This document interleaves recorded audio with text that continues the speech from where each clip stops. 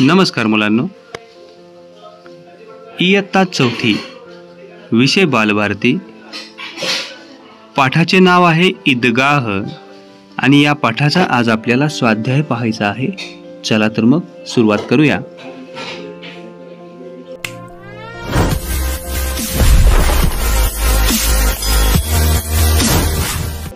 प्रश्न पहिला, एका वाक्यात उत्तरे लिहा. आकडा अ पहा. गावात कशाची गडबड चालली होती? याचं उत्तर आहे गावात ईदगाहची गडबड चालली होती. पुढील प्रश्न आहे, मुलांचा आनंद का उतू चालला होता? उत्तर आहे ईदगाहला जायचे म्हणून मुलांचा आनंद उतू चालला होता. पुढील प्रश्न, हमीदच्या घरी कोण कोण होते? उत्तर, हमीदच्या घरी फक्त अमीना आजी होती. पुढील प्रश्न, नमाज संपल्यावर लोक काय करतात? उत्तर, नमाज संपल्यावर लोक एकमेकांना मिठी मारून भेटतात. पुढील प्रश्न, अमीनाने दिलेल्या पैशाचे हमीदने काय घेतले? उत्तर, अमीना आजीने दिलेल्या पैशाचा हमीदने एक चिमटा घेतला.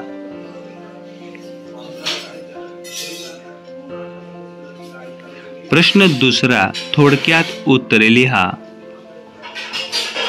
आकडा अ आहे, ईदच्या दिवशीची सकाळ कशी आहे? उत्तर पहा, ईदच्या दिवशीची सकाळ रम्य व सुंदर आहे. झाडे हिरवीगार आहेत. शेतात पिके डोलत आहेत. आकाश लालेलाल झाले आहे. सूर्य सुंदर दिसतो आहे. जणू तो सर्वांना ईदच्या शुभेच्छा देत आहे. गावात ईदगाहला जाण्याची गडबड सुरू आहे. मुलांना खूप आनंद झाला आहे.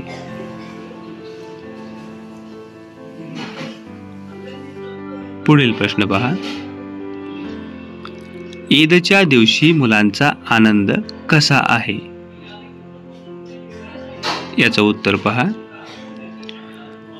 मुलांना ईदच्या दिवशी ईदगाहला जायची घाई झाली आहे. जो तो आपापल्या वडिलांबरोबर ईदगाहला चालला आहे. मुले कधी धावत धावत पुढे जायची, कधी झाडाखाली उभे राहून इतरांची वाट पाहायची. नमाजानंतर खेळणी घेण्यासाठी ते जाणार म्हणून मुले आनंदात आहेत. पुढील प्रश्न,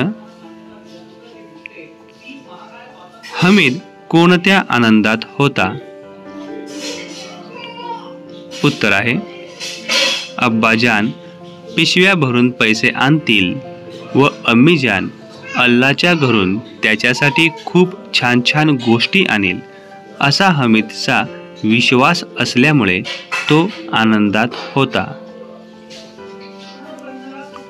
पुढील प्रश्न,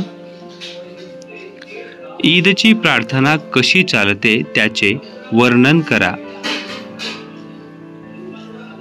उत्तर,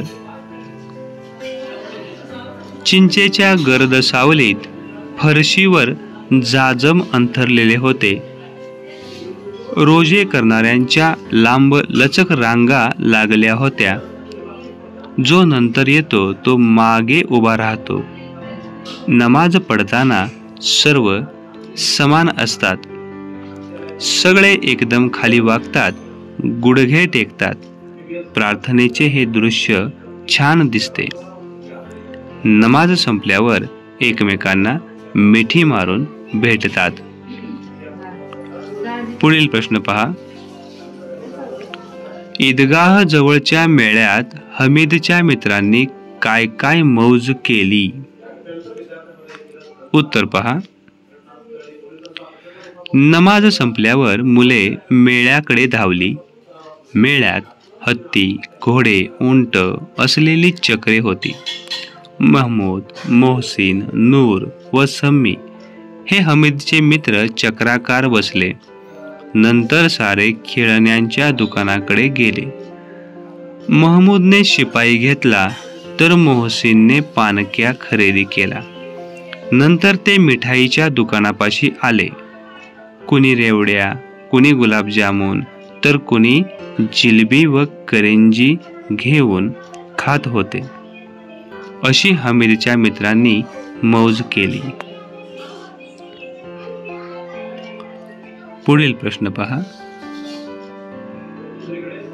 चिमट्याचे काय काय उपयोग होतात? उत्तर.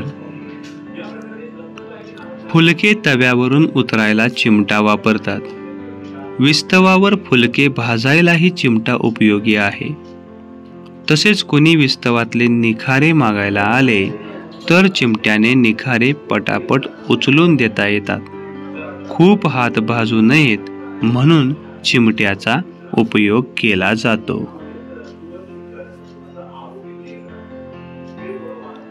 पुढील प्रश्न पहा. हमीदने आणलेला चिमटा पाहून अमीना आजीला काय वाटले?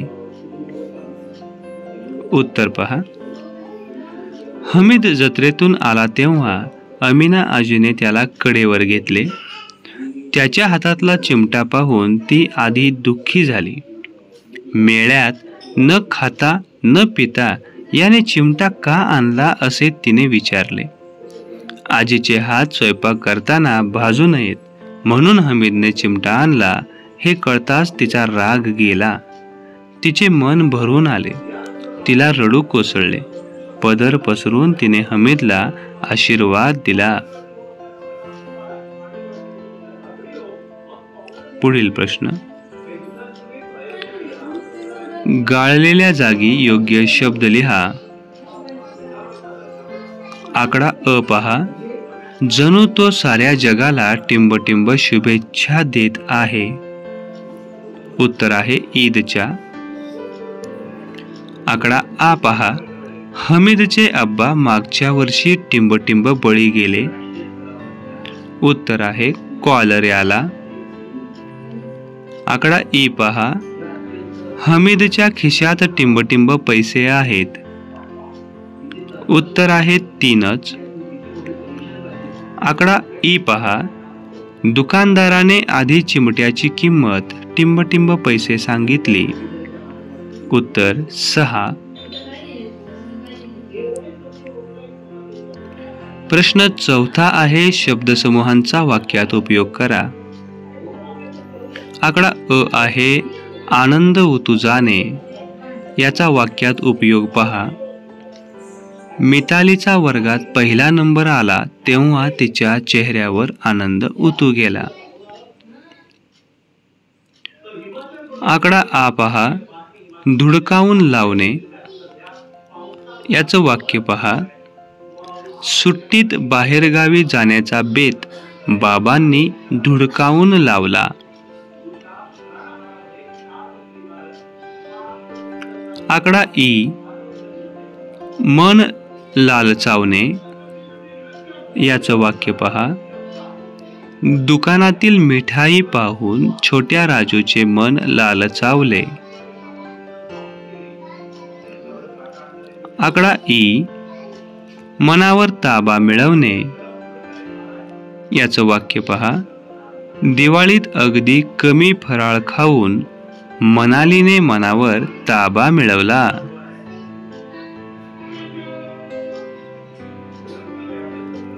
तर मुलांनो, या ठिकाणी स्वाध्याय संपला आहे. व्हिडिओ आवडला असेल तर नक्कीच लाईक करा. माझा चॅनल सबस्क्राईब करा.